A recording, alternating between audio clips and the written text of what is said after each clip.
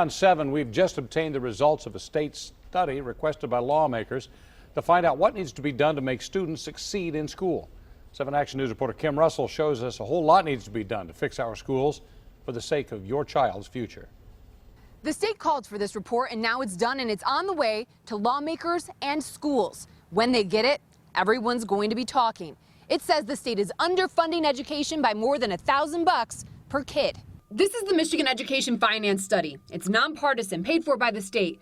Lawmakers called for it so they would know what to do for the sake of kids. The study says there is inequity in school districts across the state. It also found the average kid in Michigan would cost the state about $8,667 to educate. However, the state spent about $1,000 less per kid this school year. I think they're probably pretty accurate. We know we're struggling here, and we're doing the best we can with our limited resources. The superintendent of Wayne Westland Schools says schools know they aren't getting enough to do what the state wants. This chart shows how funding at her district changed over the years. She says this study could be a game changer because now lawmakers have the facts. Michigan can become the top. It can, but we have to invest. If you look at K-12, we're up $1.4 billion more than when I took office. So that's a significant investment. Governor Rick Snyder just signed a budget yesterday that increases spending on education to between about $7,500 and just over $8,200 per kid.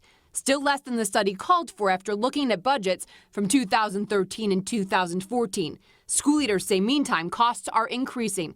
The study could lead to many changes. It doesn't just look at money. It shows how kids could improve if certain programs grew. Well, one of the things I think the study also talks about, at the same time they say it could use more resources, it actually says there's an issue about the correlation between just spending and outcomes. We are committed to covering stories that impact your kids' education. If there's something I should be covering, email me, fixmyschool@WXYZ.com. Kim Russell, 7 Action News.